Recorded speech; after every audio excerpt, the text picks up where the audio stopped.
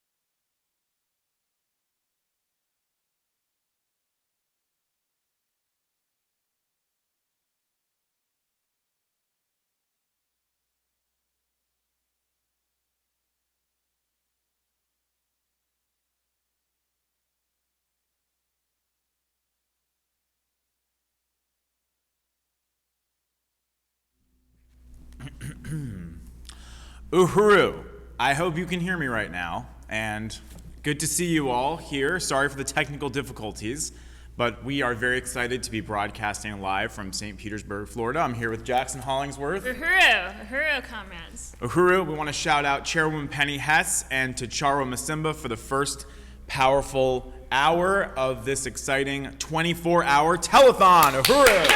Woo! And don't mind me when I check my phone here because we are getting exciting updates throughout the day about the donations that are coming in on blackpowerblueprint.org. So we want to encourage you, if you're watching, to go ahead and make your contribution. We want to thank everybody who has contributed today, people who went ahead and donated to Phyllis Bury's Facebook fundraiser that was very successful this morning at 8 o'clock. And we want to thank also Paulie Pena, who put in $50 on blackpowerblueprint.org. This is towards the exciting visionary programs of the African People's Education and Defense Fund, a 501c3 nonprofit located in St. Louis, Missouri, that is transforming life for the working class African community of North St. Louis every single day. And it's driven by the self-determination of the African community itself, as opposed to the usual charity type of model that you see that actually maintains the conditions of oppression and injustice faced by the black community and does nothing to change the conditions of power that exist within the black community. So we want to just salute everybody who has contributed, and also want to salute Hallie Murray and Art for Reparations in the interview that was done earlier. So I am here with Jackson, and we're going to be talking today about the culture of reparations. Before we do that, we have a very exciting premiere of an updated version of an already very well-known and beloved song that was written by Jackson and produced by another Hollingsworth, Morgan. So I'm going to ask Jackson to tell us a little bit about that, and then we're actually going to hear the newest version of the Reparations Now song. Uhuru, thank you, Chair Jesse. It's an honor to be on this incredible 24-hour webathon for Reparations Tuesday, formerly known as Giving Tuesday, for the Black Power Blueprint, sponsored by APDF. And I'm very excited to be here to talk about the culture of reparations. And Chairman Amali Eshatella, said, I asked him once on his show Amali Taught Me, Sunday Studies, every Sunday at 8 a.m. Eastern Standard Time. And, I asked him about how to best, grow the culture of reparations and artists and et cetera. It was shortly after I wrote the song we're going to hear today called Reparations Now. And he said, well, when you wrote Reparations Now, it didn't just, come out from the sky and into your mind. You were influenced by the African People's Socialist Party, by the Uhuru movement, and which I would not have come up with this song otherwise. Receiving the training on the ground, talking with comrades, talking with leadership, learning from the movement, both just through words and through action. So it is an honor and our responsibility to contribute the skills that we learn, something Hallie Murray has talked a lot about, that you just heard in her, she just had an interview a few minutes ago, how we in the white community, we are put through art school. I was put through college and have a degree in theater, no college debt. We have so much access to the stolen resources and the stolen culture of African people and other colonized people. The first human beings on the planet, as we know, are African people, and so everything came from there.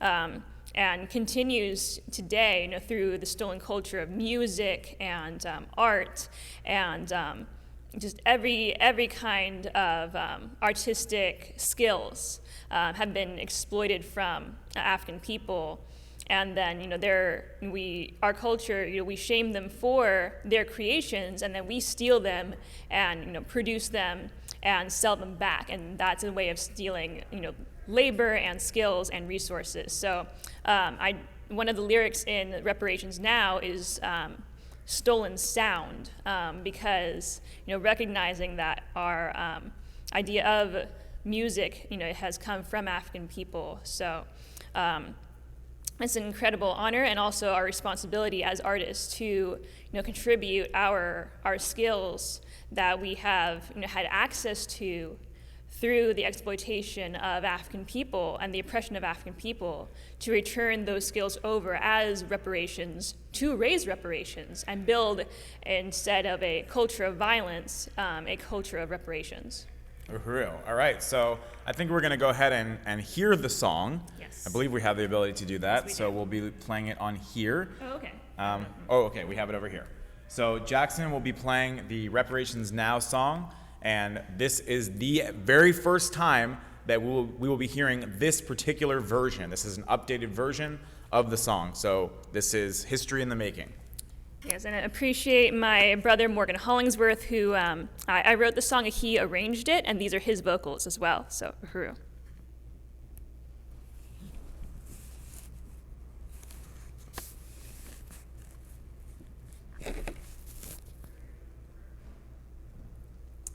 One moment.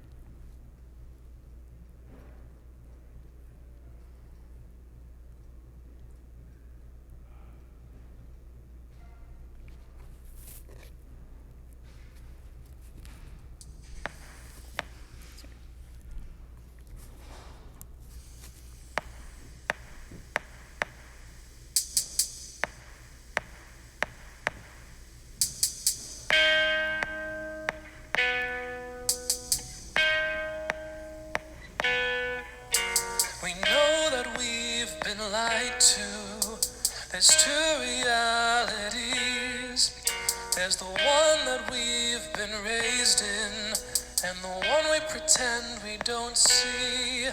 We don't want the guilt, but our lives are built on murder, rape, and theft. To pretend is not an option now. We wonder what is left.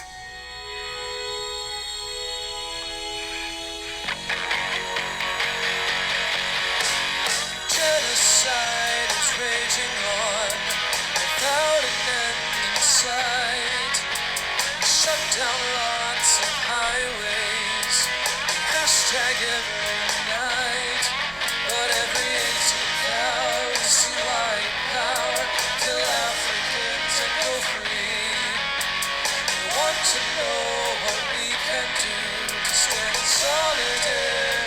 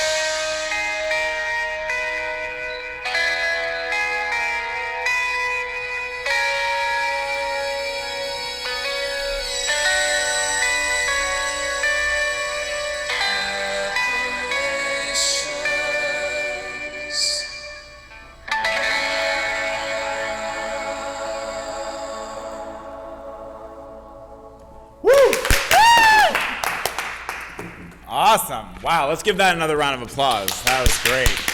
Damn. That is going to be stuck in my head all day, and I don't mind.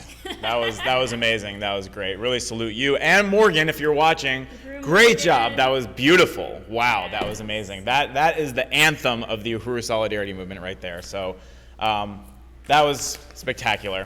I hope everybody was able to hear that loud and clear. And you know what? We might have to play that again at some point during the next 24 hours that will be on this telethon fundraiser for Giving Tuesday for the Black Power Blueprint.org.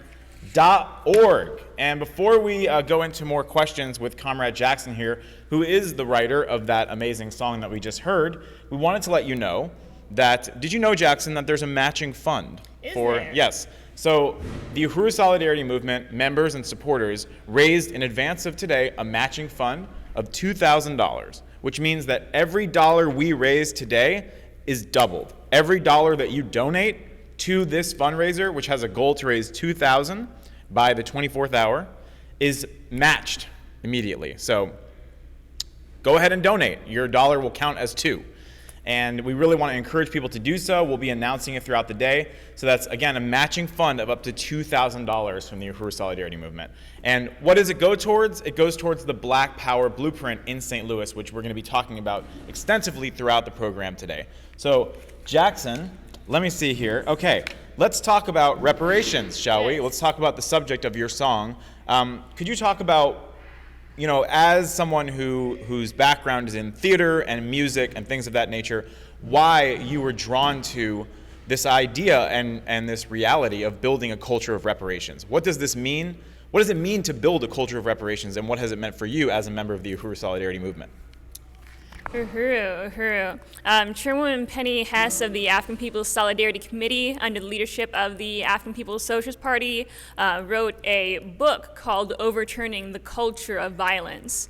And of course, you know, she learned everything she learned from Chairman Omali Yeshitela and the African People's Socialist Party. And you know, it goes into how, you know, there is a superstructure, quote unquote, you know, on top of the economic base of our society. And so the economic base that everything in our culture reflects is the genocide and enslavement of African people, of indigenous people, and other colonized peoples, you know, all rooted in Europe's and, you know, the US's, et cetera, attack on Africa. And so, you know, this movement is building a new economic base for African liberation through the Black Power Blueprint. Yes.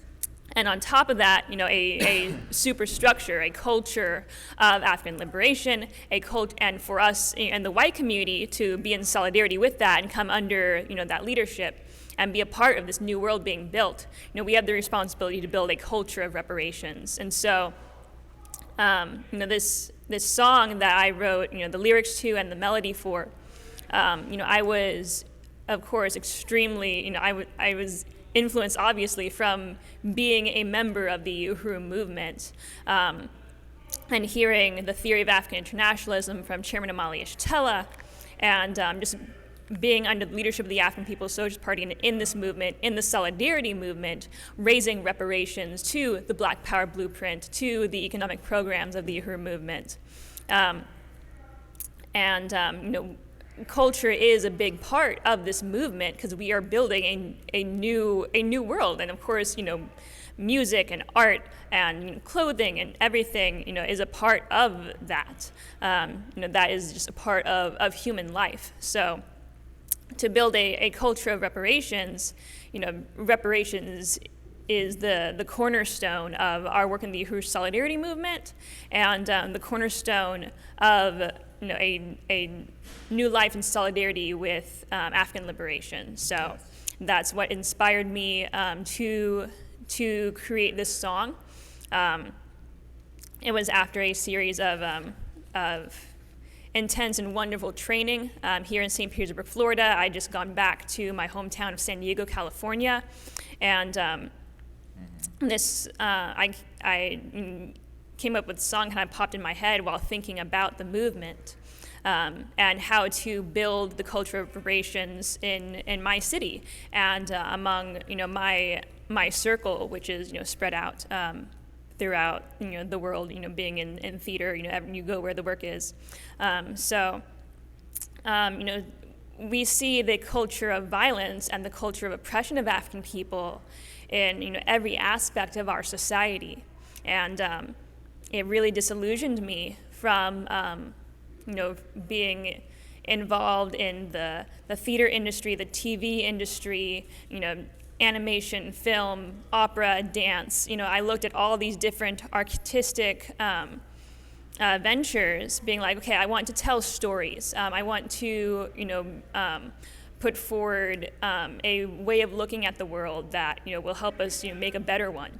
And before the movement, everywhere I looked, I was like, oh, I love the music and opera, but in order to be a professional opera singer, like you have to wear blackface, yellowface, and can tell these stories that are really offensive and horrible.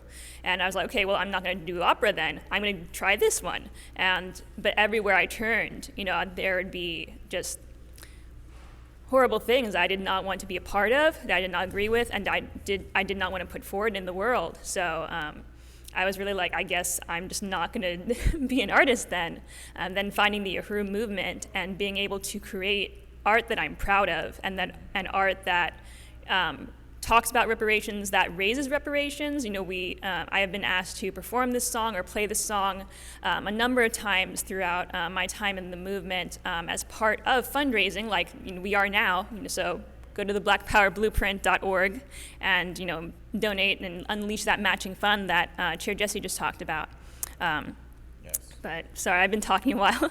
No, thank you so much. That was really insightful, Jackson. And I just want you to know, if you ever decide to write the reparations opera, I will be first in line. That sounds amazing.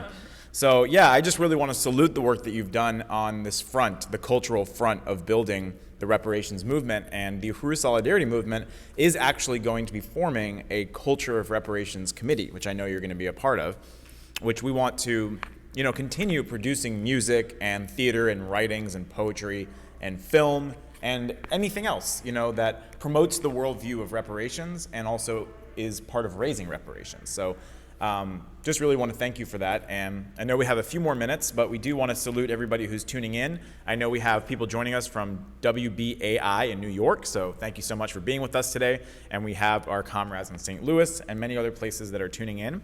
And as Jackson mentioned, this is a fundraiser for the Black Power Blueprint. So this program today is in support of this powerful project led by Black Star Industries in St. Louis that is transforming abandoned properties on the north side of St. Louis, which is 98% African.